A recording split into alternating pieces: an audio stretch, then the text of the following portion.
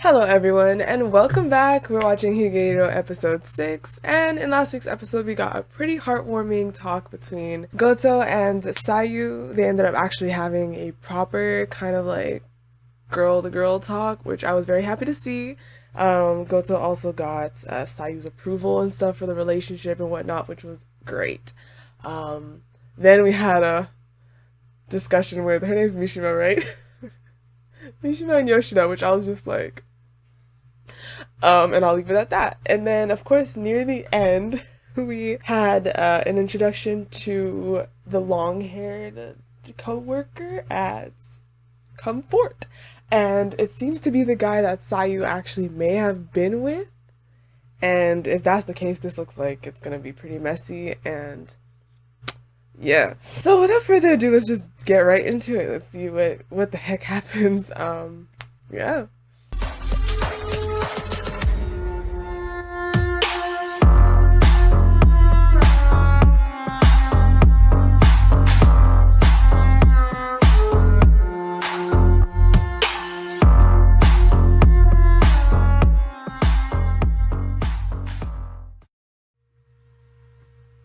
This episode is called Starry Sky. I wonder why. Great, okay, so it literally is him, isn't it? Right off the bat? Okay, it really is.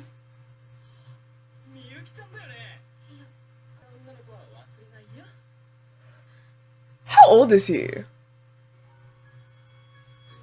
Hold on, like, I'd love to know how old he is, because right off the bat, he may be oblivious, he may be dense, he may be an absolute idiot. But how old is he? And like, I guess he knew she was underage or something?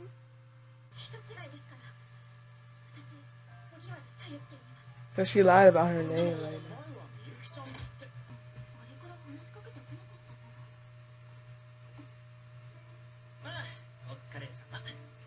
Is he waiting?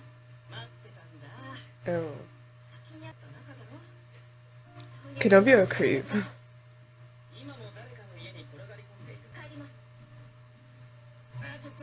Okay, wait. Don't touch me.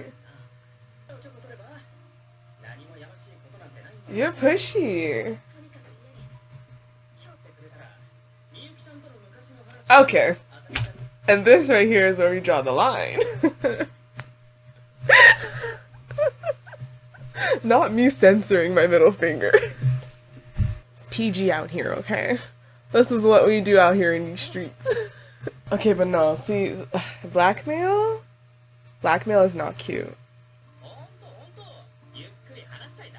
Why?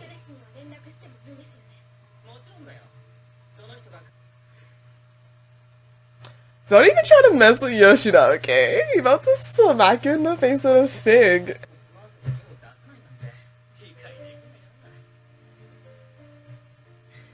From his point of view, like, I could probably see why he's saying that, but like, dude. Whoa, hold on a minute. Okay, no, see, whoa. They decided to just throw all the trash on screen, like.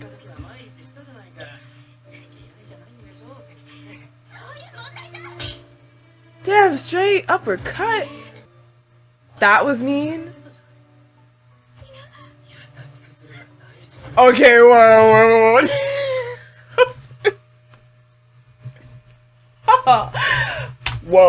Whoa, no, this is in the B-sack. Come on, honey, bring that leg up. Look, it's right there, girl. Girl, the leg, come on. You have a perfect shot. And then you run. Yeah, that's true. Oh my gosh. Oh no! Especially not in this place. Come on now. Yoshida. He's asking all the right questions first.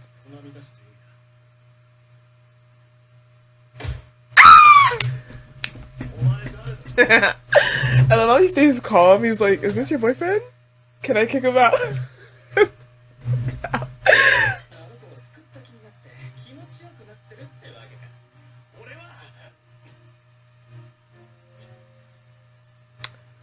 No, Yoshida, you're fine.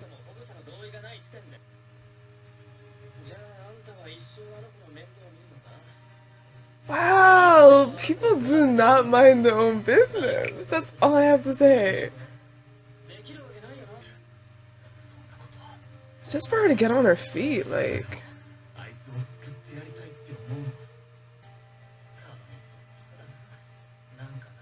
Thank you! Oh, you got something to say.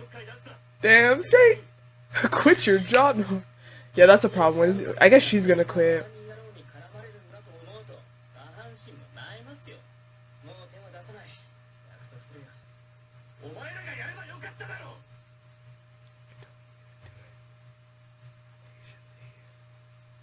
Wait, what was that last sentence? I don't get it. If you don't want me to do it, then you should. Oh! Oh!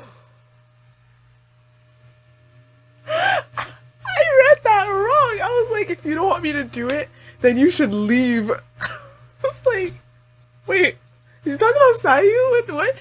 Bro, if you don't want me to do it, then you should have. Like, what?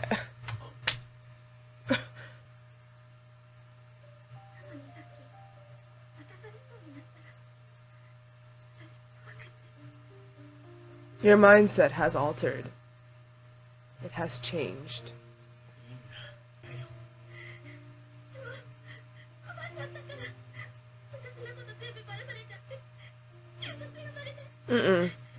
He said he'll leave you alone, right? He's like kind of a saint. I admit, I don't know how far some people would go for a runaway teenage girl. That's not to say that I'm so amazed he's not sleeping with her. It's more like, yeah, even if you don't sleep with her, it's still amazing how far he is going for her. Like, I could see a lot of people just not going that far.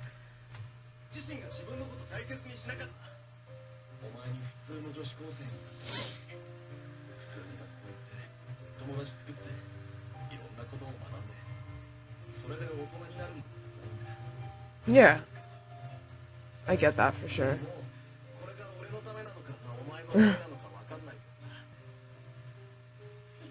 Okay, you see, I'd marry.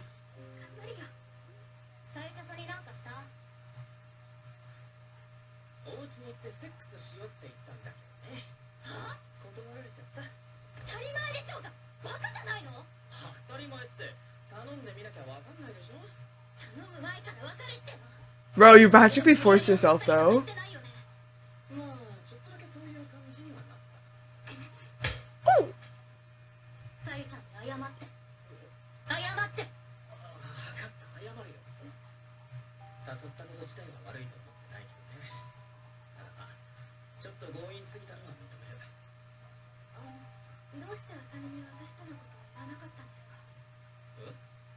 He said he wouldn't.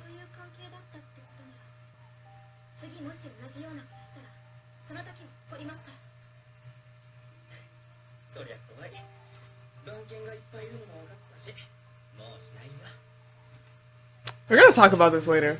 This is interesting.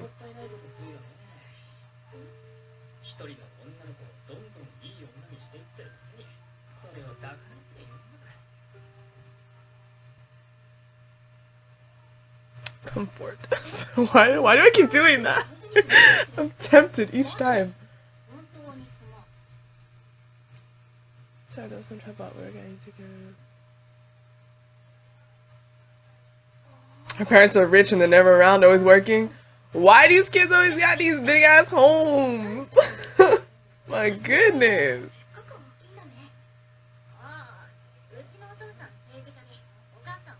And there you have it.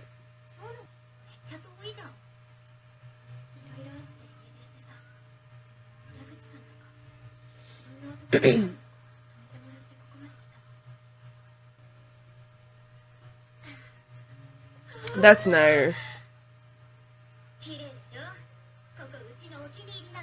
It's kind of creepy to be there alone though, so if she goes alone, kind of scary.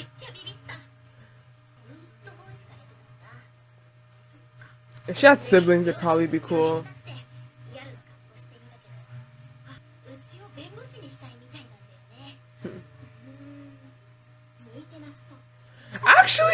she does! No, she actually seems cut out for it. She may not be interested, but she seems cut out for it, in my opinion.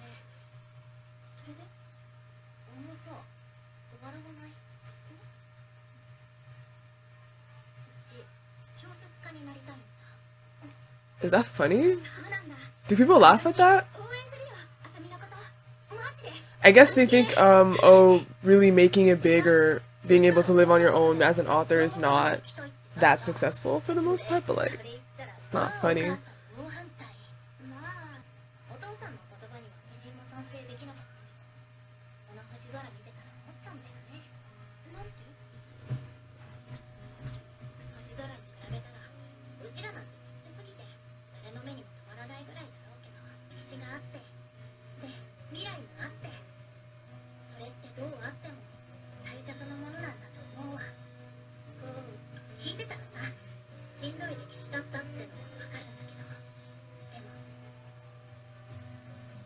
What do you make out of it? You know? Like, she learned a lot from everything she's experienced, that is without a doubt. And it's so sick to be a person that has gone through a lot, believe it or not, I'm just saying this, but to go through a lot and then to grow from that and just be your best self after. Your baggage and who you are is so flipping big, it's sick. Like your foundation is just hella strong and just hella, you know, substantial.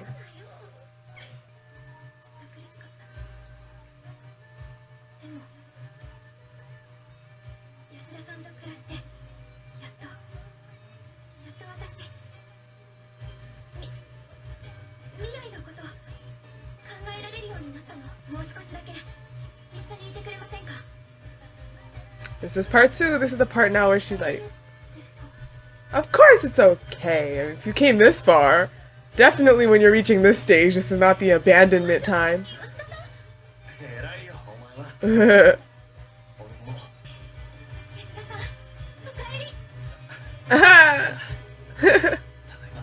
Ah, what?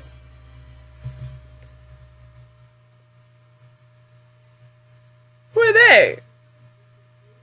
Alright, so in this episode we definitely got more growth from Sayu. It seems like, I do feel like this is the final stage of her doubting herself or anything like that. I feel like after finally having spoken to Asami, I think she's officially now heading, also with kind of like that closure she got from Yaguchi, that's the name? The dude there, I feel like she actually got kind of some closure with that too.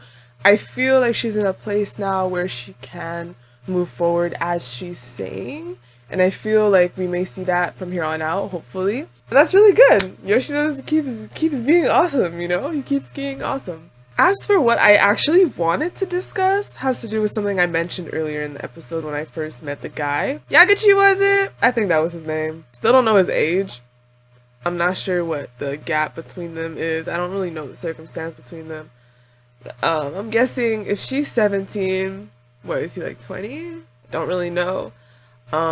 But the biggest thing for me, like anything I say right now will never be by any means a justification for his behavior. I'm not gonna say that. It doesn't justify, because as I always say, there are things you know are wrong and things that you know you shouldn't do. The situation with him, it does seem like he has a mountain of experience with women and no experience with a girl like Sayu. But he imposed his experience with his other partners onto her. So what I'm trying to say here is that he doesn't seem to be someone that behaves through ill will. Although he did blackmail her, which was, I was like, dude, what? Like, I'm guessing he did not see his blackmail as a big deal because he's been with her before. So to him, his blackmail was just like, I won't say this if you let me come over. And it wasn't as deep as like, yo, this girl is shaking right now. It's like he's completely oblivious to the idea that she's that affected. She is a runaway. She's someone that has given her body not willingly.